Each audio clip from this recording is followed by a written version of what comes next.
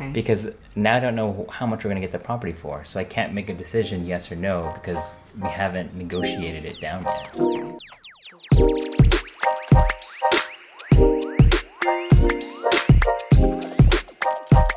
Okay. Can you do that again? Okay. Hi everyone, my name is Josh.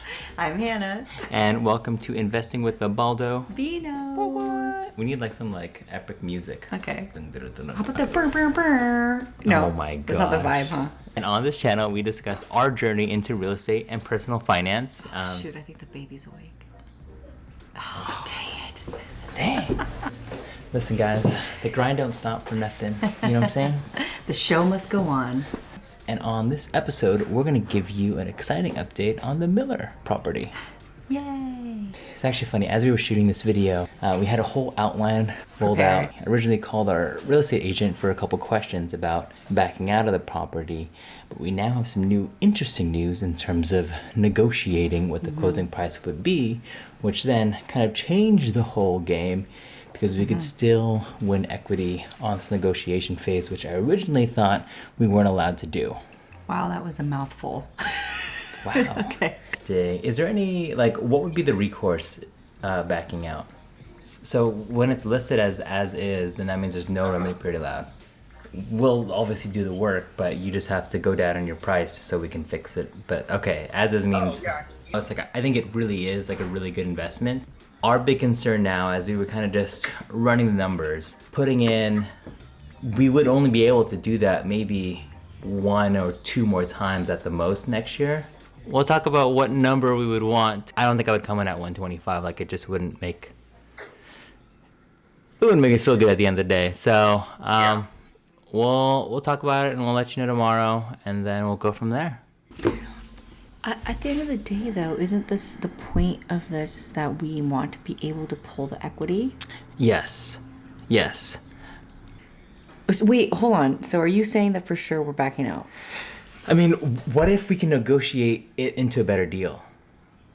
But the point is, long term for the next one, doesn't this doesn't this limit us our ability to burr more later in the next one? I mean, That was the whole point of this. like every single rental property you get, they subtract how much interest you have on the loan. So instead of paying 11% interest, you would pay 10% interest, which at the end of the day could be a savings of $1,500 to $2,000. Just because we have one on the docket.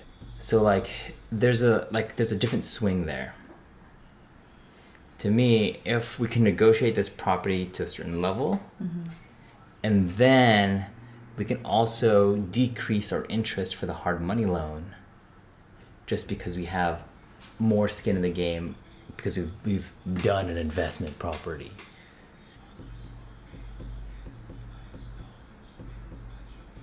I'm still trying to connect the dots of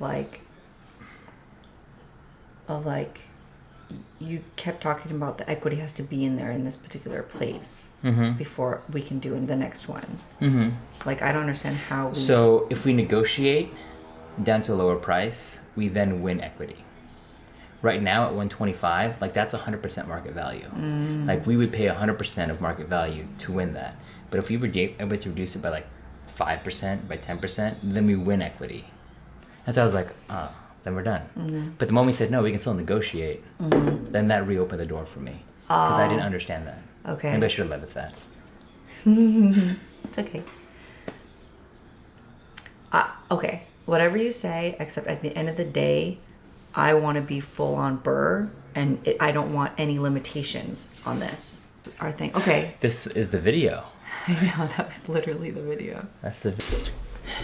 Are we Alright. recording? Yeah, we've been. We've been recording this whole time? Just content, bro. Always record everything. Content. Wait, we were recording this whole time? Yeah.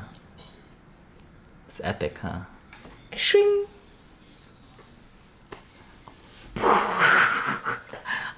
No way! So awesome. He's so smart. That's why I keep him around. Look how my voice changed, knowing full well now the camera's on. Wow. Okay. Later that same evening. We had put in an offer and we got into contract with the Miller property. since that moment, we had sort of been talking and discussing our strategy for the next year. And so we had decided we were going to pursue the full-on BRRRR strategy, right? What is BRRRR? What is BRRRR? Great question, guys. Let's tell you. See if I remember the acronym. The BRRRR strategy is buy, rehab, rent, refinance, and repeat. I know things. And so there's a few reasons for that, but that'll be another video. But yeah, we did decide that that's the strategy we want to go into. We weren't sure if this first property was going to be the best first step if we were going to pursue that route. Yeah, basically, if we bought the Miller property on a conventional loan, we would put 20% down, and because we're buying it basically at market value, we wouldn't get any instant equity into the property, which is my big concern. And that way, there would be no way to refi out, to then take our down payment out, and then put that into another property to get cash flow, because we wouldn't have really added any value. But I think, talking it over with our agent, there is still room for negotiation after the install. Instead of completely backing out, that is our new update, is to try and negotiate to a price that makes us feel comfortable, to make us gain equity. Yes. 3 days to figure out what we want the price reduction to be. And then if they don't agree on our price reduction, we can walk away. And at the end of the day, we would just lose the inspection cost. We'll be relatively unscathed. I just wanted to say the word unscathed. Wow. So we're going to negotiate, but at the same time, one of the other fun, exciting developments in our real estate journey is... we are going to be joining a 12-week mentorship program in the BRRRR strategy. Yeah, what we're really hoping to get out of it is, I think right now we're having a little bit of that shiny object syndrome. You know, it's, oh, here's a nice duplex, here's a nice triplex, here's a fixer-upper, here's this. Right, but instead it's like, hey, we're only going to look at, for next year, distressed fixer-upper single-family homes using hard money to finance, and that's strictly how we're going to operate the BRRRR strategy. And this group is going to surround us with individuals who are also trying to do that. That way we can just stay focused on that and not get distracted by like things like the Miller property. I mean, which is still, Miller property. It's still a really good cash flowing deal. Yeah, but we're thinking that in the next year, what's the next year going to look like, and is it overall going to help our portfolio? But yeah, so that's our next step. So our program starts in January, so we're really excited about that. And then we will learn more about, so him and I, we have to figure out what is the number for the Miller property that will make us really excited about it. If you want one more behind the scenes look into our lives, you can follow him on Instagram because mine's private. Right here at Joshua_Baldovino. And of course, if you really enjoyed this or you want to help us out, please click the like button. You know, it helps the algorithm. And we have 34 subscribers, plus one from last episode. Whoa, Momentum. Thanks for the love. And then, of course, if you want to continue to follow along and never miss a beat, make sure to subscribe, hit the notification bell.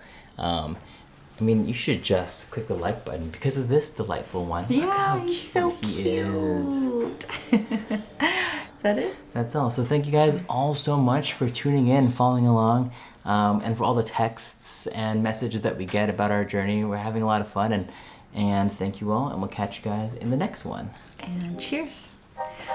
Don't wake this.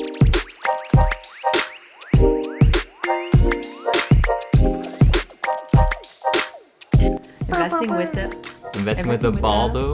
Beatos. Let us know in the comments below if that worked or if it didn't. Don't wake the sleeping baby. He's awake. And he's so cute.